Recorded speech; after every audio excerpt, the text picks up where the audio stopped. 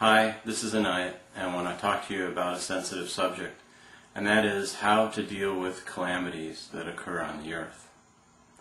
If you haven't seen my videos, especially if you have not yet seen the video entitled The Omega Point Theory of Time, I ask you to please stop watching this video now and to watch that video on the Omega Point Theory of Time first, so that you'll have a wider frame of reference as to my thoughts around the subject.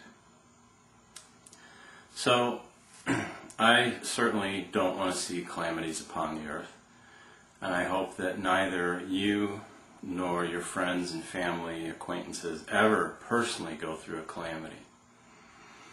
But they probably will occur, and we live in an age now where all kinds of media bring us reports, even live video of events occurring.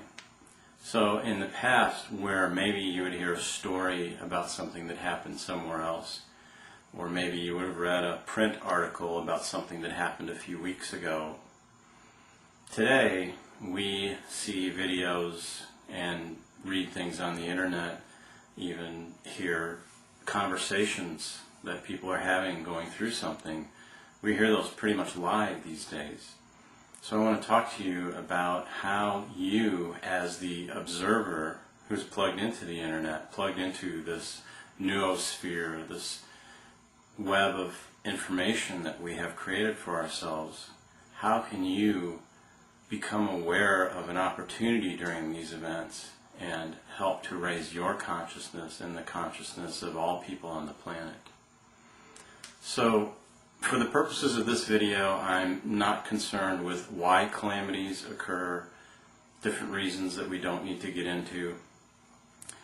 And when they occur, what I'm suggesting to you is that you recognize first that if it is a major event that's happening, that a lot of people are being affected. So it's a good idea for us to offer our support spiritually to everyone who's affected directly by the event.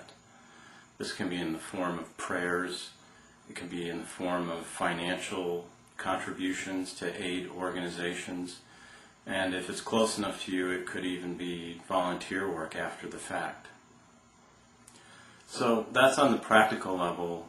You should feel a sense of belonging to a community on the planet and try to do something, even if it's prayers, financial contributions, to send the message, send the vibration that you are standing with your brothers and sisters on the planet who are passing through this event.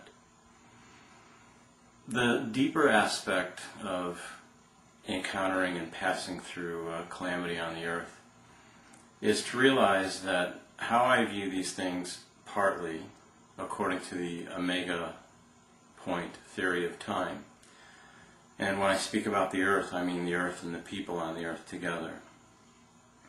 At this time, I believe the earth, with its interconnections, the network, most people in the Western civilization have telecommunication devices, a lot of people have cell phones, text messaging, all of that. So we're connected in a very technological way, and information can pass in our circles very quickly. So what I'm suggesting to you is that when an event occurs, you can view it as an opportunity that this organism, this new humanity that is trying to unite itself consciously, can use these events to help bootstrap itself. If you're not familiar with the term bootstrapping, it's how a system gets started. It's how a system initiates communication, messages through it. And a short time ago, there was an event called Fire the Grid. And the idea behind Fire the Grid was that people could, at a specific coordinated time, send their intention into the earth that we would walk into an age of peace, that we would walk more comfortably into an age of relative peace and light upon the earth.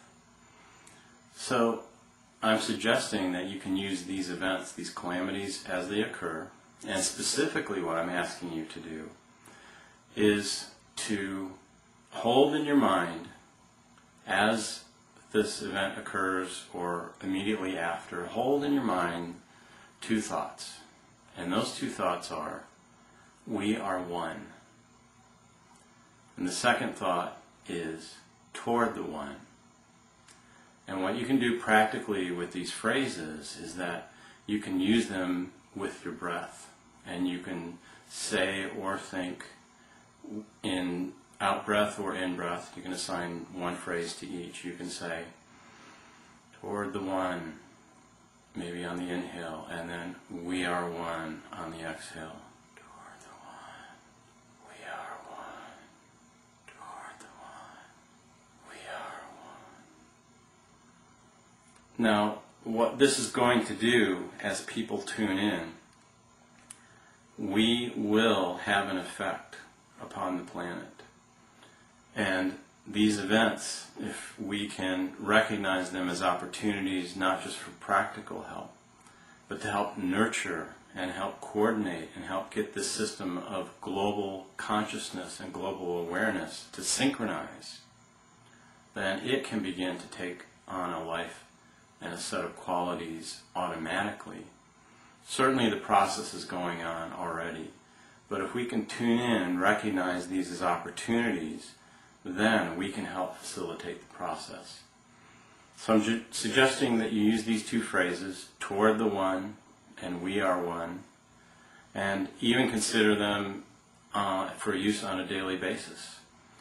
If you watch a couple hours of TV during a week, would you spend 10 minutes, 30 minutes in meditation?